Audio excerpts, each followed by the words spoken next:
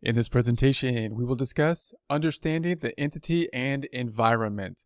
When we want to get an understanding of the industry and environment, we are considering factors that include nature of the entity, industry regulatory and external factors, internal control, objectives, strategies, and business risks, and entity performance measures.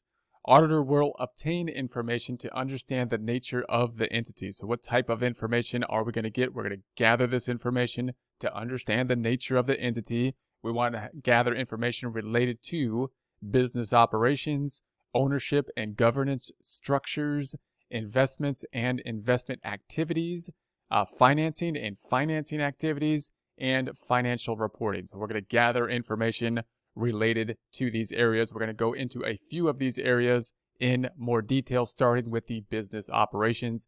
Business operations, the type of things that we're going to gather in order to understand the entity includes revenue sources, products, and services. So what obviously do they do for revenue sources? What products and services do they have? That's going to be a primary important type of activity when we're trying to understand the nature of the business.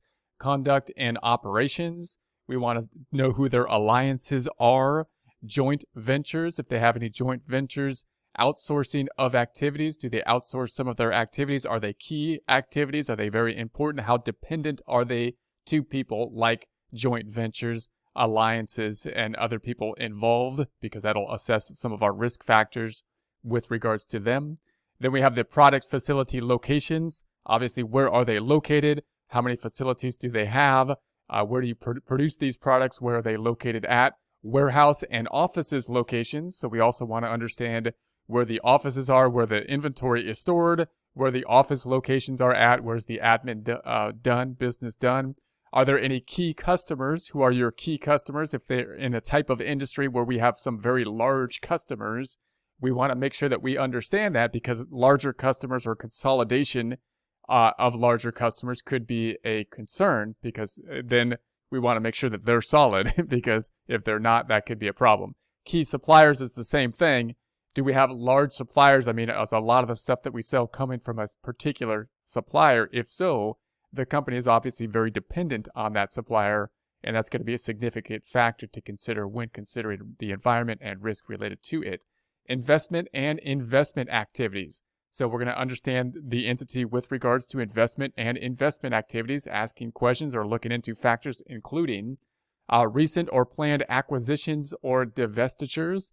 So what type of investments or divestitures might be planned or made? Of course, we're looking for usually substantial material type of items.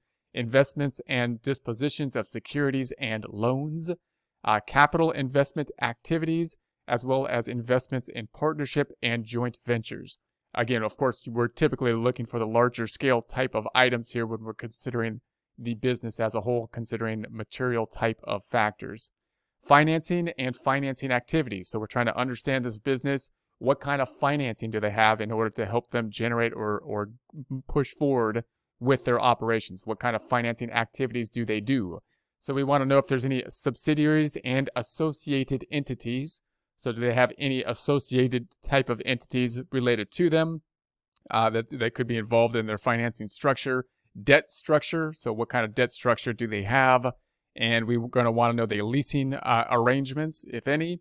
Related parties. Again, related parties can be a significant factor with regard to financing and financing activities.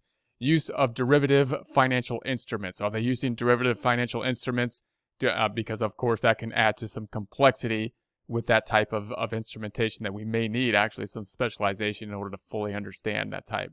The auditor must identify and understand the entity's objectives, strategies, and use to achieve those objectives, and business risk associated with those objectives and strategies. So you'll note, as we get this understanding of the business, as we go through these factors and understand them better, this is the overarching objective we're looking into. What is the entity's objective? Obviously, revenue generation, we would suppose, would be part of the objective.